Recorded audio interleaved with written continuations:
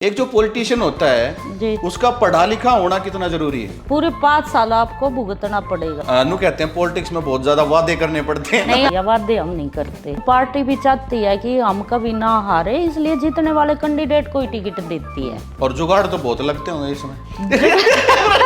Salary नहीं है counsellor की, एमएलए और एमपी की सैलरी है, हमारी नहीं है। वो देश कौन है? वो देश हम ही तो है। हाँ, सही बात है। जब भाई हम ग्रो नहीं कर रहे, हमारे बच्चे ग्रो नहीं कर रहे, हमारी गलियां ग्रो नहीं कर रही, तो वो देश कौन सा है जो ग्रो कर रहा है? और मैं सोचू मैं कितने देख के लग गए। जिसमें कमी होगी उसके खिलाफ तो बोल जाएगा, किसी का लेकर थोड़ी खा रहे हैं, क्यों नहीं बोलेंगे? काम नहीं करवाओगे तो सुने भीगे लड्डू सबके खा खाऊं। हाजरी पे अपना बैठ जा, खा पी ले और तो मेरे ऊपर ऐसा वक्त आया कि मुझे अपने आप ही सब कब सिखा गया ये पता ही नहीं चला। तो क्या बात करते हो आप? जाके वोट दे दिए, बाण मारते। खाज में और राज में बहुत स्वाद आ रहा है। कि भाई मारे गली में गड्ढा है। तो वो जो गड्ढा है वो डिपेंड करता है वो किसका गड्ढा है। तो दोस्तों आज हमारे साथ है नीलम शौकीन जी, जो कि हमारे दिचाऊ वार्ड से निगम पार्षद हैं और मेरी भाभी भी लगती हैं। स्वागत है आपका हमारे शो में। धन्यवाद ललित जी। कब स्टार्ट किया था जी आपने? मैंने 2007 में जब भरत सिंह ने पहला निगम पार्षद का मेरे सामने चुनाव लड़ा था, तब से मैं भरत सिंह के साथ एक्टिव हुई थी। उसके बाद 2012 में दिचाऊ कला और नए बाजार की मैंने और मेरे हस्बैंड कृष्ण पहलवान जी ने एक साथ चुनाव लड़ा निगम का। तो उस चुनाव में हम दोनों एक साथ जीत भी हासिल की हमने। एक साथ कैसे चुनाव लड़ते हैं? 2 वार्ड होते हैं, जैसे हमारी नजफगढ़ विधानसभा है, फिलहाल उसमें 4 वार्ड हैं, तो अलग अलग वार्ड से अलग अलग कैंडिडेट चुनाव लड़ सकता है। तो एक निगम पार्षद की क्या क्या ड्यूटीज होती हैं? देखिए, निगम पार्षद का मैं पिछले 2012 से कंटिन्यू चुनाव जीतती आ रही हूँ, ये मेरा 3rd टर्म है। अच्छा, तो 3 बार जीत चुके हो? हाँ, तो इसके लिए आपको साफ सफाई, 20 फुट से कम गली नालियाँ होती हैं वो आपको बनवानी पड़ती हैं, और कूड़ा उठवाने का काम है, रिपेयरिंग का काम है, पार्कों की जो एमसीडी के अंडर पार्क आते हैं उनकी मेंटेनेंस का काम है। तो रोड बनाना भी आपका ही काम है क्या? नहीं, रोड बनाना ये पीडब्ल्यूडी के अंडर में आता है और ये दिल्ली सरकार का काम होता है, ये एमसीडी का नहीं होता। नहीं, लेकिन ये जिम्मेदारी किसकी है? एमएलए की है जिम्मेवारी। तो अच्छा, नहीं मतलब जैसे मैं एक कॉमन मैन की तरह पूछ रहा हूँ कि भाई कि भाई मारे गली में गड्ढा है, हाँ, तो हमें किसके पास जाना चाहिए? निगम पार्षद या एमएलए वो या जो एमपी? गड्ढा है वो डिपेंड करता है वो किसका गड्ढा है? पीडब्ल्यूडी के रोड पे है या एमसीडी के रोड पे है। अब कहाँ जा रहे हैं जी? अब ललित जी, हम जो ये मेरा वर्क्स का स्टोर है, जहाँ से नाले साफ करने के बेलदार, सीवर के ढकनों वाले, सीवर भर जाए जब उनको निकालने वाला जो डिपार्टमेंट है उसके पास चलेंगे। नमस्कार। कैसे? 30 आदमियों की टीम है यहाँ। तो साफ सफाई का सारा काम यहाँ से? साफ सफाई का नहीं, खाली जो नाले ओवरफ्लो हो जाए हैं, रिपेयर का, सफाई का डिपार्टमेंट अलग लेकर चलूंगी। सबसे मेहनती वार्ड है मेरा, इन लोगों की बदौलत है जो मैं 3री बार जीतती हूँ। मन तो मेहनत करे है मेरे लिए। वैसे एक बात देखिए जी, आपके यहाँ पे लेडीज कम है? हाँ, क्योंकि वो शिवरा का मेहनत का काम वो है, और रात ने भी काम पे जाना पड़ा है और सुबह भी सीवर के भी भर सके हैं, तो फिजिकली हार्ड वर्क है, इसलिए तो यहाँ लेडीज कम रहती है। हाँ। तो आपने गर्मी में पूरे दिन चक्कर काटने पड़ते रहते होंगे। हाँ, किसी के प्रोग्राम में भी जाते होगे आप, मतलब किसी का ब्याह हो, ब्याह शादी कीर्तन भंडारे, और सब नु सोचते होंगे कि भाई मारे में भी आओ, मारे में भी आओ। हाँ, बिल्कुल। तो सारा में जाओ, कैसे एडजस्ट कर लेती हूँ मैं, लेकिन प्रोग्राम किसी का नहीं छोड़ती। बढ़िया। लड्डू सबके खा खाऊं। तो आजकल तो बहुत सारी लेडीज पॉलिटिक्स में जा रही हैं जी। अब एक नया बिल भी आया है कि 33% जो सीट्स हैं वो लेडीज के लिए अब रिजर्व्ड हैं जी। तो एज अ वुमन पॉलिटिशियन आपको क्या क्या दिक्कतें आती हैं? मतलब जो औरत है उसको तो परमात्मा ने एक अलग से पावर दी हुई है, तो आज कोई भी ऐसा फील्ड नहीं है जहाँ औरत काम नहीं कर सकती हो। तो यही मेरे साथ भी होता है, मैं अपना घर परिवार भी संभालती हूँ, फील्ड भी संभालती हूँ। आपने जो 3 इलेक्शन जीते हैं जी, वो आपके सामने कौन थी, महिला थे कि कोई जेंट्स? जेंट्स ही थे। अच्छा, तीनों बार आपने जेंट्स को हराया। जी। ये ऐसी कौन सी क्वालिटी आप में जो आप ये सोचते हो कि भाई हाँ कि एक वुमन नेता कैन डू बेटर? एक औरत के पास ना बड़ा सॉफ्ट कॉर्नर होता है। औरत एक शक्ति का भी रूप होती है, एक माँ का रूप भी होती है, एक साथी का भी रूप होती है। तो वो जो एरिया में जो भी लेडीज अपनी प्रॉब्लम रखती हैं, चाहे आदमी हो चाहे वो, उस नजरिए से उसको हल करने की कोशिश करती है। फील ज्यादा अच्छे फील से कर सकते अच्छे हो। से फील उनकी प्रॉब्लम को फील अच्छे से कर सकती है। और जब एक इंसान किसी के दुख को फील करेगा तो उसको जल्दी से solution- निवारण भी करने की भी कोशिश करेगा। तो ये भी आपकी टीम है? हाँ, ये मेरी सफाई की टीम है और सबसे अच्छी टीम है। इनकी बदौलत मैं तीसरी बार जीती हूँ। बहुत मेहनत कर रहे हैं सारी। यहाँ पर थोड़ी लेडीज है वैसे ना इस डिपार्टमेंट में। हाँ, इस डिपार्टमेंट में लेडीज हैं। वो थोड़ा इनका ना जल्दी का काम हुआ है। सुबह 5 बजे आ जाए हैं ये अपने एरिया में, तो 7-8 बजे अपने अपने इनकी गली बांट दे हैं एरिया, उसमें झाड़ू लगा के और फिर ये फ्री हो जा है। वो इन पर डिपेंड है, एक आध घंटे में लगाओ है 2 घंटा लगा है। सुबह सुबह का काम रहे ज्यादा। हाँ, सुबह सुबह का ज्यादा रवा है। फिर अपनी हाजिरी पे आ जा है ये आड़ है। फिर यहाँ क्या काम रहता है जी? हाजिरी पे अपना बैठ जा, खा पी ले और नहीं, रोटी तो खानी पड़ेगी जी। तो स्पेशल कंप्लेन आ जाए या कि एक फंक्शन है, उड़ा एक्स्ट्रा झाड़ू काटनी है, कूड़ा उठाना है, तो उड़ा ये पूरी टीम चली जावे है। आप तो मिलन के बड़े इच्छुक थे, सुबह तो कई बार फोन आ लिया, कै बजे आओगे कै बजे आओगे, टाइम तो आओगे। उड़े खड़ी रहो अम्मा, वहाँ आ जा ललित, एक बार लेडीज हम अलग करवा लेंगे, आ जाओ। इन बाइक आना तो साइड में खड़ी करवा देते, जो ना रहे वो दोबारा आकर करवा। तो आपको अपनी ड्यूटीज के लिए कितना बजट मिलता है एक क्षेत्र के लिए? जैसे बजट जो है वो सरकार के पास इकट्ठा आता हमारी एमसीडी में।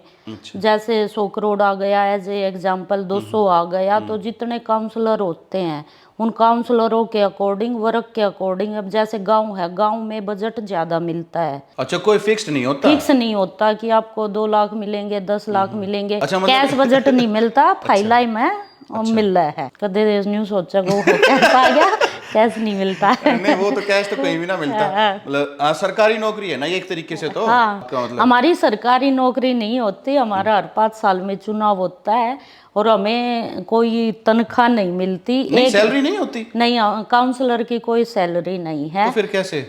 एक मीटिंग अटेंड करो, उस मीटिंग के हमें 300 रुपए मिलते हैं बस। सैलरी नहीं। बात हमें बिल्कुल नहीं पता।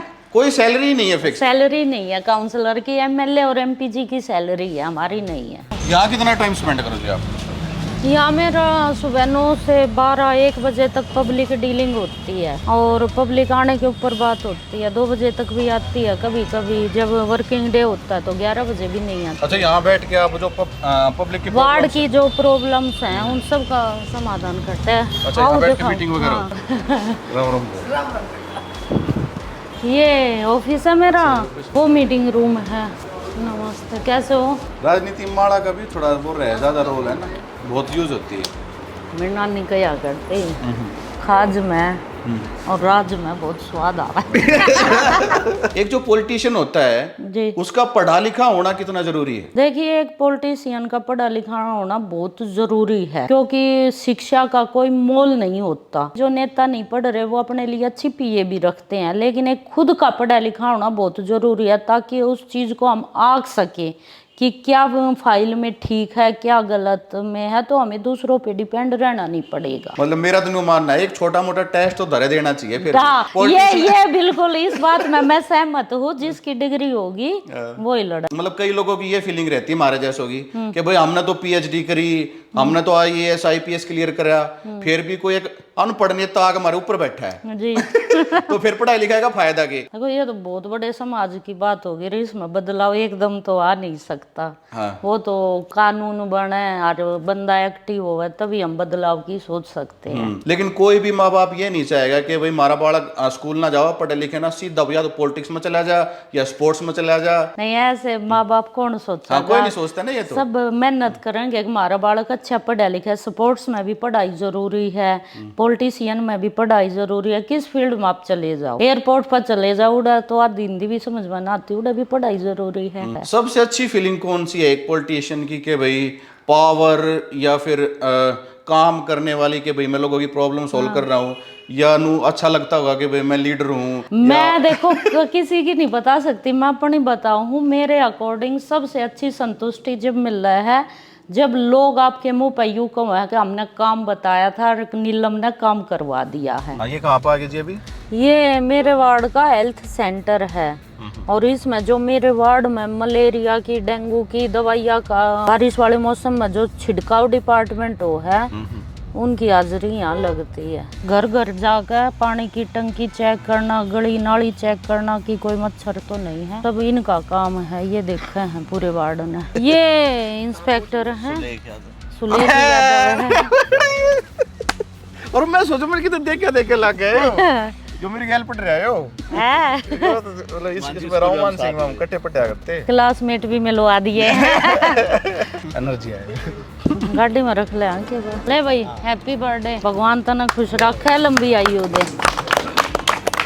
अच्छा, और ये जो हम लोग कॉन्फिडेंस लाते हैं कि भाई इतनी सारी जनता है, इनके सामने भाषण देना है, हाँ। तो ये तो मतलब जैसे कहाँ से आता है फिर? ये पहले से है या कहाँ से सीखते हो कुछ ऐसे, या नहीं? देखिए मेरा बैकग्राउंड कोई पॉलिटिकल नहीं था और यहाँ आने के बाद भी खाली हम जो घर की लेडीज थी वो चुनाव में एक्टिव रहते थे। उसके बाद भरत अपने आप सब संभालता था, लेकिन भरत जाने के बाद कहते हैं ना कि वक्त सब कुछ सिखा देता है, तो मेरे ऊपर ऐसा वक्त आया कि मुझे अपने आप ही सब कब सिखा गया ये पता ही नहीं चला। और आप यकीन मानिए कभी मैं ना तो पढ़ के बोलती, ना मैं कभी सीखती, ना मैं कभी सोचती। एट द सपोर्ट जैसा माहौल होता है उसके अकॉर्डिंग मैं बोल देती। आप मतलब ऐसे कॉमन मैन को क्या सलाह दोगे कि जब वो वोट करते हैं तो क्या सोच के वोट करें? किसी पार्टी के नाम से वोट करें, या जिसको वो वोट कर रहे हैं वो उसकी छवि देख के करें, या कैसा काम किया है वो देख के करें? आपके माध्यम से जो हमारे वोटर हैं उनको मैं यही सलाह दूंगी कि वोट का जो अधिकार है सबसे महत्वपूर्ण अधिकार है।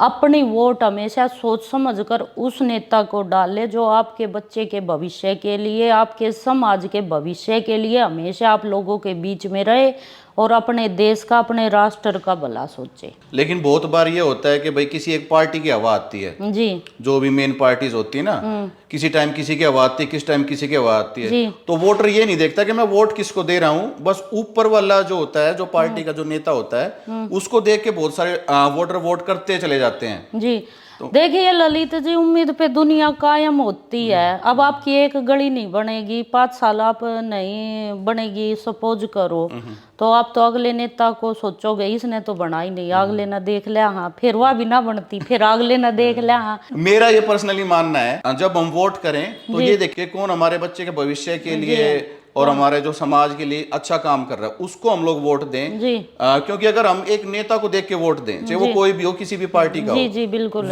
वो हमारे स्कूल नहीं बनाने आता, हमारी वो नाली साफ करने नहीं आएंगे। जी जी जी। हमने किसी गलत आदमी को वोट दे दिया जहाँ पे हमारा डायरेक्ट एक्सेस है, तो फिर बहुत दिक्कतें आ जाएंगी। पूरे 5 साल आपको भुगतना पड़ेगा। हाँ, इलेक्शन स्टार्ट होते हैं जी, तो क्या माहौल होता है? इलेक्शनों की तैयारी तो मेरी तो हमेशा चलती रहती है, क्योंकि मैं कभी ये नहीं करती कि अब 6 महीने इलेक्शन के रह गए या 1 साल रह गए। मैं पूरे के पूरे हर टाइम एक्टिव रहती हूँ फील्ड में। सब जब इलेक्शन शुरू होता है तो कम से कम 2 बार 3 बार मैं पर्सनली हर घर में जा चुकी होती हूँ। तो क्या बात करते हो आप, जाके वोट दे दिए बाण मारते किस मतलब नहीं, क्या सबसे पहले तो देखो ललित जी, कोई इंसान सबसे संतुष्ट नहीं होता, शिकायतें तो सबकी होती है, तो जो शिकायतें होती हैं सबसे पहले मैं उस बंदे से जाके मिलती हूँ, बात करती हूँ क्या दिक्कत हुई। नु कहते हैं पॉलिटिक्स में बहुत ज्यादा वादे करने पड़ते हैं। नहीं, मेरा काम ये नहीं है, मैं पहला काम करती हूँ और बाद में दिखाती हूँ कि देखो ये काम कर दिया, वादे हम नहीं करते। अच्छा, नहीं लेकिन होती है ना पॉलिटिक्स में ये तो भाई कि ये कर देंगे, वो कर देंगे, फिर गायब हो जाए कई नेता है। फिर तो चिराग लिया पाछे भी ना मिलते, किंग अन खू गया। हाँ। तो जैसे जब आप ये टिकट्स वगैरह लेते हो तो ये कौन डिसाइड करता है? पार्टी जो हायर पार्टी होती है वो डिसाइड करती है? बिल्कुल, एक संगठन होता है, संगठन में हर एरिया के 5, 7, 10 कैंडिडेट जो भी इलेक्शन लड़ने के इच्छुक होते हैं उनकी लिस्ट जाती है संगठन में। उसके बाद संगठन सर्वे करवाता है, जिस कैंडिडेट का रिपोर्ट कार्ड सबसे अच्छा होता है उसको टिकट दे दी जाती है। और जुगाड़ तो बहुत लगते होंगे इसमें। जुगाड़ तो देखो, जो इंसान दिन रात अपने लिए मेहनत करेगा, हाथ पाव तो हर तरीके से चला वही है। जो भी पार्टी जिस भी कैंडिडेट को टिकट देती है, क्योंकि पार्टी को भी तो अपना नाम आगे चलाना है ना, ऐसे जुगाड़ से दे देगी तो टिकट ही आएगी, कोई जीतेगा तो नहीं। तो पार्टी भी चाहती है कि हम कभी ना हारे, इसलिए जीतने वाले कैंडिडेट को ही टिकट देती है। अब आपके फ्यूचर प्लान्स क्या हैं? फ्यूचर प्लान्स मेरा ये है कि 1 साल बाद दिल्ली में एमएलए का इलेक्शन आने वाला है, तो अपनी तरफ से मैं एमएलए की तैयारी करूंगी। तो आप दूर तक सोचते हो, एमएलए, एमपी, नहीं बस प्राइम मिनिस्टर, मतलब एमएलए लास्ट है बस। नहीं सोचना चाहिए। देखो मैं अपने एरिया से बहुत प्यार करती हूँ और मैं अपने एरिया में ही रहना चाहती हूँ। दबाव रहता है ये कि मतलब आप ज्यादा नहीं बोल सकते किसी पार्टी को लेके, या मतलब कुछ ऐसे यूं नहीं हायर बोलना, नेता। जिसमें कमी होगी उसके खिलाफ तो बोले ही जाएगा, किसी का लेकर थोड़ी खा रहे हैं, क्यों नहीं बोलेंगे। काम नहीं करवाओगे तो सुने भी गे। अपने पार्टी के लोगों को भी बोल देते हो कई बार? अपने पार्टी के लोग हैं ना, तो हम ऐसी तो कोई नौबत आती नहीं, लेकिन जब काम नहीं होते तो उनको भी बोला जाता है कि आपने ये काम क्यों नहीं करवाया। जो नई लड़कियां तैयार हो रही हैं, जिनको मान लो इंटरेस्ट हो पॉलिटिक्स में जाने का, जी, तो उनको आप क्या सलाह देना चाहोगी? देखिए मैं यही सलाह देना चाहूंगी कि लड़कियां कभी किसी से कम नहीं होती। अगर आपने दृढ़ निश्चय किया है तो अपने दृढ़ निश्चय में कभी कमी मत आने दे, और तन मन से मेहनत करें, और मेहनत का फल कभी भगवान भी नहीं रखता। वैसी तो कोई दिक्कत नहीं आती होगी कि भाई, जैसे ये माना जाता है कि पॉलिटिक्स एक ऐसा फील्ड है जिसमें लड़ाई झगड़े, एक दूसरे के प्रति नफरत बहुत ज्यादा होती है, तो ये कितना फेस करना ये पड़ता है? हमारे नेचर पे डिपेंड करता है। देखो एक कंपेटिटिव होता है, अगर वो पास आउट हो जाता है, हम पीछे रहते हैं, तो जाहिर सी बात है कि दिमाग में बैठ जाता है कि हम पीछे रह गए, वो आगे निकल गया। लेकिन अगर आपको कामयाब होना है तो आपको ये सब चीज़ें इग्नोर करनी पड़ेंगी और अपने आप को एक स्टेज पे स्टैंड करना पड़ेगा, क्योंकि हार जीत जीवन का एक हिस्सा है ना। तो कभी कोई परमानेंट जीतता ना कभी कोई हारता। तो उस बात से अपने आप को परे रख के और आपको बस अपनी मेहनत करनी है, लगन रखनी है। तो गाइस आज के एपिसोड में इतना ही। आई होप आपको एक निगम पार्षद, एक काउंसलर की लाइफ के बारे में बहुत कुछ नया जानने को मिला होगा कि भाई थारी गली में गड्ढे हैं तो किसके पास जाना है, एमएलए के पास जाना है या काउंसलर के पास जाना है। तो इस वीडियो को लाइक करो, कमेंट करके बताओ आपको ये एपिसोड कैसा लगा, और ये भी कमेंट करके बताओ कि आप नेक्स्ट एपिसोड में मुझे किस प्रोफेशन में देखना चाहोगे। तो भाई थैंक यू सो मच इस सीरीज को इतना प्यार देने के लिए। टारगेट करते हैं 5000 कमेंट्स का। जितनी जल्दी आप 5000 कमेंट्स करोगे, हम नया एपिसोड 2-3 दिन के भीतर गाल देंगे। So thank you so much, keep enjoying, bye bye.